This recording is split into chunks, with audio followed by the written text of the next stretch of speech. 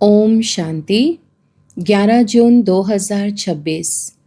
बाप दादा के मधुर महावाक्य। मीठे बच्चे, पूरा वर्षा लेने के लिए एक बाप से पूरी प्रीत रखो। तुम्हारी प्रीत किसी भी देहधारी से नहीं होनी चाहिए। प्रश्न: जो अपने दैवी संप्रदाय के होंगे उनके सामने कौन से अक्षर घूमते रहेंगे? उत्तर: जब तुम उन्हें बताएंगे कि बाप को याद करने से विकर्म विनाश होते हैं और देवी देवता धर्म की स्थापना होती है, तो यह अक्षर उनके सामने घूमते रहेंगे। उनकी बुद्धि में आएगा, हमें देवता बनना है, इसलिए हमारा खान पान शुद्ध होना चाहिए। गीत भोलेनाथ से निराला। ओम शांति। भोलानाथ के बच्चे सुन रहे हैं। किससे? भोलानाथ से। भोलानाथ शिव को ही कहा जाता है, उनका नाम ही शिव है। भोलानाथ के बच्चे अर्थात शिव के बच्चे। आत्माएं सुन रही हैं इन कानों से। अभी तुम बच्चे आत्म अभिमानी बने हो। बच्चे टेप पर भी मुरली सुनते हैं तो समझते हैं शिव बाबा हमको अपना परिचय देते हैं। मैं सभी आत्माओं का बाप हूँ, जिसको तुम परमपिता परम आत्मा यानी परमात्मा कहते हो, उनको सदैव फादर ही कहते हैं। कौन कहते हैं कि वह फादर है? आत्मा। आत्मा को अब ज्ञान मिला है और कोई मनुष्य मात्र को यह ज्ञान नहीं है। हम आत्मा को दो बाप हैं, एक साकार, एक है निराकार। वह परम पिता है, यह समझाने और कोई दे न सके। बाप के सिवाय और कोई यह पूछ न सके। बाप ही पूछते हैं। तुम जो कहते हो परमपिता परमात्मा गॉड फादर, वह तुम किसके लिए कहते हो? क्या लौकिक बाप के लिए व पारलौकिक बाप के लिए? लौकिक फादर को गॉड फादर कहेंगे। हिंदी में अक्षर भी है परम पिता, वह तो एक ही निराकार है। ईश्वर प्रभु व भगवान कहने से बाप सिद्ध नहीं होता। गॉड फादर अक्षर अच्छा है। आत्मा ने कहा वह हमारा गॉड फादर है। लौकिक फादर तो सिर्फ शरीर का बाप है। तुम सबसे पूछा जाता है तुमको कितने फादर्स हैं? एक है लौकिक, दूसरा है पारलौकिक। दोनों में बड़ा कौन? जरूर कहेंगे पारलौकिक फादर। उनकी महिमा है सब पतितों को पावन बनाने वाला पारलौकिक बाप। यह भी अभी तुम समझते हो, दुनिया में यह कोई भी नहीं समझते। बाप ने समझाया है तुमको पारलौकिक बाप से प्रीत है। औरों की है विनाश काले विपरीत बुद्धि। विनाश का अभी समय है, वही महाभारत की लड़ाई अब लगनी है। एरोप्लेन, टैंक्स आदि एक दो को सप्लाई कर रहे हैं, सबको देते जाते हैं। पैसे से जिसको जो चाहे उनको देते जाते हैं, उधार पर भी लेते हैं। तो प्लेन, बारूद आदि यह सब खरीद करते हैं। यह सब चीज़ें बड़ी महंगी होती हैं। विलायत वाले बनाते हैं, वह फिर बेचते रहते हैं। भारतवासी थोड़े ही एरोप्लेन आदि बेचते हैं। यह सब चीज़ें बाहर से आई हुई हैं। अब जो चीज़ खरीद करेंगे सो जरूर काम में लाएंगे, फेंकने के लिए थोड़े ही लेंगे। वह है विनाश काले विपरीत बुद्धि यादव संप्रदाय, जो यूरोप में रहते हैं। उसमें सब आ गए। भारत तो अविनाशी खंड है, क्योंकि अविनाशी बाप का बर्थ प्लेस है। बाप आते ही तब है जब पुरानी दुनिया खत्म होनी है और जन्म वहाँ लेते हैं जहाँ कभी खत्म नहीं होना है। बाप आया था तब तो शिव जयंती मनाते हैं, परंतु उनको यह पता नहीं है कि शिव बाबा कब आते हैं। आते भी उस समय है जबकि विनाश के लिए तैयारियां हो रही हैं। अब बाप कहते हैं वह है यूरोपवासी यादव संप्रदाय, जो सतयुग में होते नहीं, ना बौद्धि ना क्रिश्चियन आदि होते हैं। अब बाप कहते हैं उन्हों की है विनाश काले विपरीत बुद्धि। क्योंकि परमात्मा बाप को सर्वव्यापी कह देते हैं। तुम हो विनाश काले प्रीत बुद्धि। तुम बाप को जानते हो, तुम समझते हो हमने 84 जन्म लिए हैं। 84 जन्मों में पाप आत्मा तमो प्रधान बन गए हैं। भारतवासियों ने ही 84 जन्म लिए हैं। अब नाटक पूरा होता है, सबको वापस जाना है। तुमको बाप राजयोग सिखा रहे हैं। यह है सबकी कयामत का समय, अर्थात मौत का समय। तो उन यादवों की भी ईश्वर से प्रीत नहीं है, इसलिए विनाश काले विपरीत बुद्धि कहा जाता है। कोई भी देहधारी मनुष्य से प्रीत नहीं लगानी है, वह तो है रचना, उनसे वर्षा मिल ना सके। भाई को भाई से वर्षा थोड़े ही मिलता है। यह तो अच्छी रीति से समझाया है। तुम बच्चे अभी समझते हो, उनकी है विनाश काले विपरीत बुद्धि और तुम्हारी है प्रीत बुद्धि। इसमें भी जो तीव्र प्रीत वाले हैं, बाप से पूरी प्रीत रखते हैं। हम बाबा से 21 जन्म स्वर्ग का वर्षा लेते हैं। वह बाबा ही सत्य बताते हैं और कोई से प्रीत नहीं रखनी है। जब नया मकान बनाते हैं तो फिर नए मकान से प्रीत लग जाती है। समझा जाता है पुराना मकान टूट जाना है, तो हम भी पुरानी दुनिया से दिल तोड़ते जाते हैं। बाप समझाते हैं दिन प्रतिदिन वायुमंडल खराब होता जाएगा। देखते हो कितने हंगामे होते हैं, तो समझेंगे कि बस अभी यह खलास होते हैं। हमको जाना है नई दुनिया में, तो नई दुनिया को याद करना पड़े। बेहद के बाप और वर्षे को याद करना है, और कोई को याद करने से कुछ मिलेगा नहीं। मनुष्य भक्ति मार्ग में तो कितना याद करते हैं। माँ बाप मित्र संबंधियों को याद करते हुए भी फिर देवी देवताओं को कितना याद करते हैं। पानी में स्नान करते हैं, उनको पतित पावनी कहते हैं।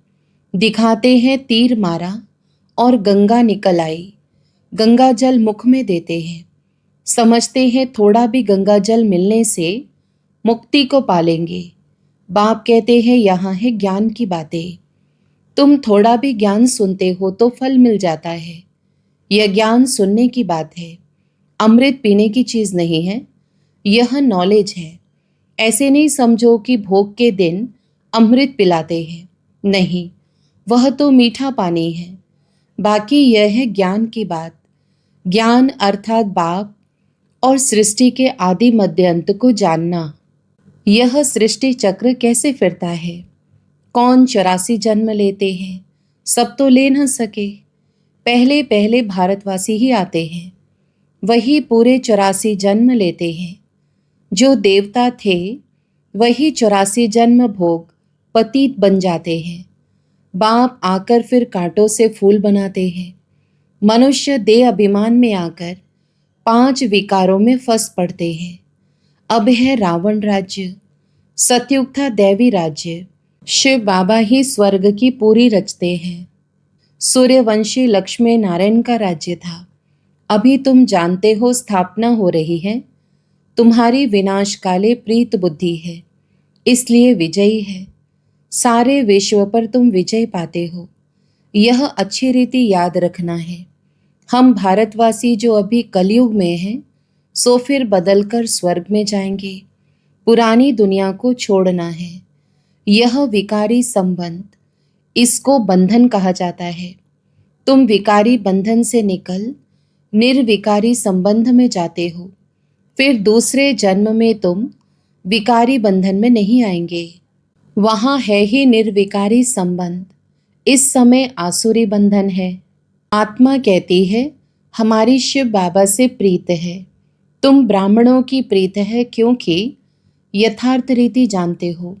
बाप को सृष्टि चक्र को जान तुम फिर औरों को समझाते हो।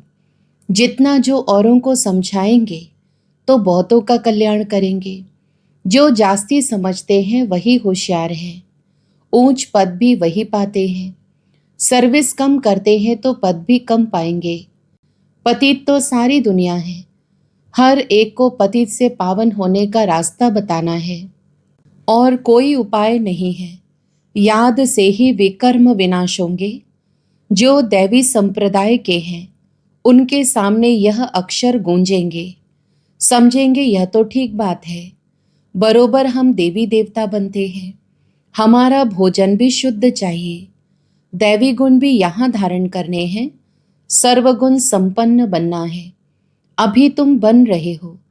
यह लक्ष्मी नारायण देवताएं हैं, इनको भोग लगाते हैं। तो क्या सिगरेट आदि का भोग लगाते हैं? सिगरेट पीने वाला ऊंच पद पा नहीं सकता। यह कोई दैवी चीज नहीं है। सिगरेट पिएंगे व लहसुन प्याज आदि खाएंगे तो और ही गिर जाएंगे। कहते हैं यह छोड़ने से तबीयत खराब हो जाती है। बाप कहते हैं शिव बाबा को याद करो, यह आदतें सब छोड़ दो तो तुम्हारी सद्गति होगी। सिगरेट की आदत तो बहुतों में रहती है, समझानी दी जाती है। देवताओं को कभी भी यह भोग नहीं लगाया जाता है, तो तुमको इन जैसा यहाँ ही बनना है। तुम छीछी चीजें खाते रहेंगे तो वह बांस आती रहेगी। सिगरेट व शराब पीने वालों से दूर से ही बांस आती है। तो तुम बच्चों को दैवी गुण धारण करने हैं, वैष्णव बनना है। जैसे विष्णु की संतान है, तुम विष्णु अर्थात दैवी संतान बनते हो। यहाँ हो तुम ईश्वरीय संतान। यह तुम्हारा सर्वोत्तम जन्म है। देवताओं से भी उत्तम तुम हो। तुम औरों को भी उत्तम बनाने वाले हो। यह है बेहद के बाप की मिशनरी। क्रिश्चियन लोगों की मिशनरी होती है ना, अपने क्रिश्चियन धर्म में बहुतों को कन्वर्ट करते हैं। यह है ईश्वरीय मिशनरी। तुम शूद्र से ब्राह्मण धर्म में कन्वर्ट हो, फिर देवता धर्म में कन्वर्ट हो जाते हो। तुम जानते हो हम शूद्र से अब ब्राह्मण बने हैं। तुम जीते जी मरे हो, फिर जाकर देवता बनेंगे। गर्भ से जन्म मिलेगा। यहाँ तुमको बाप ने धर्म का बच्चा बनाया है, धर्मात्मा बनाने। बाप ने तुमको अपना बनाया है। बच्चों को बाप सिखलाते हैं, ब्राह्मण से फिर देवता बनते हैं। यह मनुष्य कितने ऊंचे हैं, इनमें सब दैवी गुण हैं। जब तुम आत्मा पवित्र बन जाएंगी तो फिर शरीर भी पवित्र चाहिए। पुराने शरीर को खत्म होना है, फिर तुमको शरीर नया सतो प्रधान चाहिए। सतयुग में 5 तत्व भी सतो प्रधान बन जाएंगे। बाप कहते हैं तुम शूद्र वर्ण में थे, अब फिर ब्राह्मण वर्ण के बने हो, फिर दैवी वर्ण में आएंगे। 84 जन्म लेंगे ना। ब्राह्मण वर्ण को गुम कर दिया है। अब बाप शूद्र से ब्राह्मण बनाए, फिर देवता बनाते हैं। अब तुम ब्राह्मण हो, चोटी बाजोली होती है ना। अभी ब्राह्मण है, फिर देवता क्षत्रिय, फिर ब्राह्मण बनेंगे।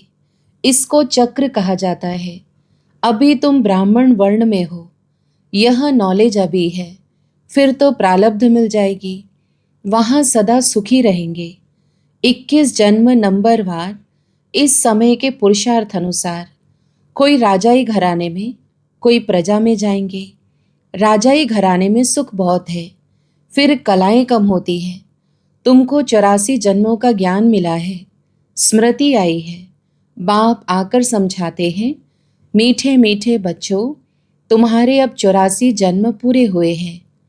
कोई ने 84 जन्म, 80, 50 या 60 जन्म भी लिए हैं। सबसे जास्ती तुम भारतवासी सुख देखते हो। इस ड्रामा में तुम्हारा नाम बाला है। देवताओं से भी तुम ऊंच हो। तुम जानते हो हम सो पूज्य बनते हैं। सतयुग में हम किसको भी पूजते नहीं, ना हमको कोई पूजते हैं। वहाँ हम है ही पूज्य, फिर कलाएं कम होती जाती हैं। हम पूज्य से फिर पुजारी बन माथा टेकते हैं। द्वापर में हम पुजारी बनना शुरू करते हैं, अंत में फिर सभी व्यभिचारी बन जाते हैं। यह शरीर 5 तत्वों का बना हुआ है। उनकी कोई बैठ पूजा करते हैं तो उसको कहा जाता है भूत पूजा। हर एक में 5 भूत हैं। देह अभिमान का भूत, फिर काम क्रोध का भूत। भूत संप्रदाय कहो अथवा आसुरी संप्रदाय कहो, बात एक ही है। बाप आकर फिर दैवी संप्रदाय बनाते हैं। बाप आते हैं भूतों से छुड़ाने और अपने साथ योग लगाए देवता बनाते हैं। गुरु नानक ने भी महिमा गाई है कि परमपिता परमात्मा ने मनुष्य को देवता बनाया, वही पतितों को पावन बनाने वाला है। अच्छा, मीठे मीठे सिकिलधे बच्चों प्रति माता पिता बाप दादा का याद प्यार और गुड मॉर्निंग। रूहानी बाप की रूहानी बच्चों को नमस्ते। हम रूहानी बच्चों की रूहानी माता पिता बाप दादा को याद प्यार, गुड मॉर्निंग और नमस्ते। धारणा के लिए मुख्य सार। पहला, ब्राह्मण से देवता बनने के लिए जो भी छीछी आदतें हैं उन सबको छोड़ना है। शूद्रों को ब्राह्मण धर्म में कन्वर्ट कर देवता बनाने के लिए ईश्वरीय मिशन के कार्य में सहयोगी बनना है। शराब, सिगरेट या जो भी गंदी आदतें हैं वह निकाल देनी है। दूसरा, इस विनाश काल के समय में एक बाप से सच्ची प्रीत रखनी है। पुराना मकान टूटने वाला है, इसलिए इससे दिल निकाल नए से लगानी है। वरदान, श्रेष्ठ कर्म द्वारा सिमरण योग्य बनने वाले योग युक्त युक्ति युक्त भव। विस्तार, आपका एक एक कर्म जितना श्रेष्ठ होगा उतना ही श्रेष्ठ आत्माओं में सिमरण किए जाएंगे। भक्ति में नाम का सिमरण करते हैं, लेकिन यहाँ जो श्रेष्ठ आत्माएं हैं उनके गुणों और कर्मों को मिसाल बनाने के लिए सिमरण करते हैं। तो आप श्रेष्ठ कर्मों के आधार पर सिमरण योग्य बनते जाएंगे। इसके लिए योग युक्त बनो। योग युक्त बनने से हर संकल्प, शब्द व कर्म युक्त युक्त अवश्य होगा। उनसे अयुक्त कर्म व संकल्प हो ही नहीं सकता। यह भी कनेक्शन है। स्लोगन, निमित्त और निर्माण चित्त, यही सच्चे सेवाधारी के लक्षण हैं। अव्यक्त इशारे, सदा हर्षित रहने के लिए अपनी नेचर को सरल बनाओ, सहनशील बनो। सरलचित नेचर होगी तो हर्षित रहने के साथ नैनों से, मुख से और चलन से मधुरता प्रत्यक्ष रूप में दिखाई देगी। कभी मुख से कटु वचन नहीं निकलेंगे। उनका दिल, दिमाग, बोल सब एक समान होगा। दिल में एक, बोल में दूसरा, यह सरलता की निशानी नहीं है। सरल स्वभाव वाले सदा निर्माण चित्त, निरहंकारी, निस्वार्थी होते हैं। अच्छा, ओम शांति।